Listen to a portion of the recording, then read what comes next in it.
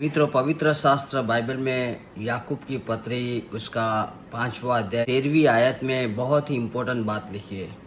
3 stage के बारे में लिखा है। याकूब अपनी पत्री में बता रहे हैं 3 बातों का जिक्र करते हैं। पहली बात है दुख, दूसरी बात है आनंद और तीसरी बात है बीमारी। देखो, मनुष्य के जीवन में इन 3 बातों का बहुत ही गहरा संबंध है। जब हम संसार में जीते हैं, यीशु मसीह ने कहा है कि संसार में आपको संकट है, परेशानी है, ट्रबल है, लेकिन हिम्मत मत हारना, हियाव बांधे रखना, क्योंकि मैं तुम्हारे साथ हूँ। यहाँ याकूब भी अपनी पत्री में विश्वासियों को यही बात सिखाना चाहते हैं। तो पहली बात है, ये बताना चाहते हैं 13वीं पद में, यदि तुम में कोई दुखी है। दुख बहुत ही पावरफुल मनुष्य के जीवन में एक भाग है जो पूरे जीवन को बेचैन कर देता है। किसी भी प्रकार का दुख वो मनुष्य को गहरे सदमे में ले जाता है। उसकी मूल जो भाषा है, उसमें जो दुख के लिए जो शब्द का उपयोग किया है वो कोकोपाथोआ। केवल 5 ही बार नए नियम में उसके बारे में जिक्र किया गया है। वचन बताता है अगर आप दुख में है तो आप प्रेयर कीजिए, क्योंकि हर एक दुख की दवा परमेश्वर के पास है। और आप 2 प्रश्न पूछ सकते हैं प्रार्थना में। पहली बात, आप प्रेयर में ले सकते हैं, प्रभु को बता सकते हैं, प्रभु इस दुख के जरिए, इस परेशानी के जरिए आप मुझसे क्या बात करना चाहते हैं। दूसरी बात आप पूछ सकते हैं परमेश्वर से प्रार्थना में, प्रभु इस दुख के जरिए, इस परेशानी के जरिए आप मुझे क्या सिखाना चाहते हैं। तो ये 2 बातें अगर आप प्रार्थना में रखते हैं तो परमेश्वर आपको अवश्य आंसर देंगे। दूसरी बात लिखिए, अगर आप आनंदित है, एक्सप्रेस योर जॉय। अगर आप आनंदित है तो आप सॉन्ग गाइए, गीत गाइए, प्रभु की स्तुति कीजिए, प्रभु का धन्यवाद कीजिए, भजन स्तुति कीजिए, है ना।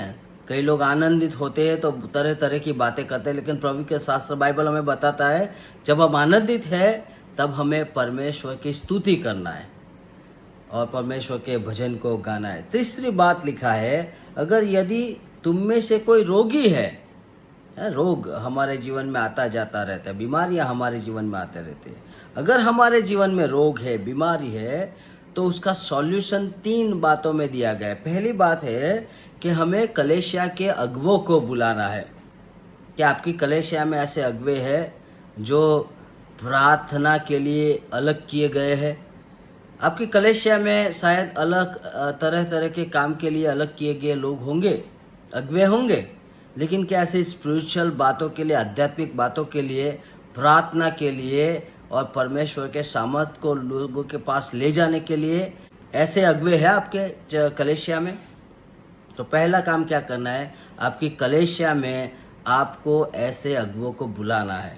दूसरी बात, वो अगुवों को क्या करना है, उनको वहाँ क्या करना है, लिखा है बुलाए और वे प्रभु के नाम से उस पर तेल मलकर उसके लिए प्रार्थना करें। दूसरा क्या करना है, तेल मलकर बात किया है, मतलब तेल मलना है। तो बाइबल में तेल मलने का मतलब है अभिषेक करना है। पुराने नियम में उसके बारे में बहुत सारे जिक्र किया है। और तीसरी बात लिखा है प्रार्थना करना है, प्रेयर इज द सॉल्यूशन। और वहाँ लिखा है चंगाई मिलेगी। प्रभु ने चंगाई देना चाहा तो चंगाई मिलेगी, लेकिन यहाँ श्योरिटी लिखा है कि प्रभु चंगाई देता है। और वहाँ अगर उसने वहाँ पाप भी किया है तो वहाँ क्षमा की जाएगी। और 16वीं आयत में लिखा है, इसलिए तुम आपस में एक दूसरे के सामने अपने अपने पापों को मान लो और एक दूसरे के लिए प्रार्थना करो। और ये काम करना भी बहुत ही जरूरी है। इसलिए प्रियो, मैं आपको बताना हूँ, अगर आप में दुख है तो आपको प्रार्थना करना है, आनंदित हो तो स्तुति करना है, बीमार हो तो आपकी कलीसिया में से ऐसे अगुवों को बुलाइए और वो तेल मल कर आपके लिए प्रार्थना करेंगे। और मैं आपको वचन से कहना चाहता हूँ, परमेश्वर का अनुग्रह आपके पास आएगा। आपको कहीं और जाने की ज़रूरत नहीं है, परमेश्वर का अनुग्रह आपके पास आएगा। कलीसिया में ही परमेश्वर ने व्यवस्था की है, कलीसिया के पास वो अधिकार है, कलीसिया के पास वो सामर्थ है और कलीसिया के अगुवों में परमेश्वर का वो अभिषेक भी है और इसलिए हमें ये जो बाइबल में लिखा है उसी तरह से अपने जीवन में उसको लाना है।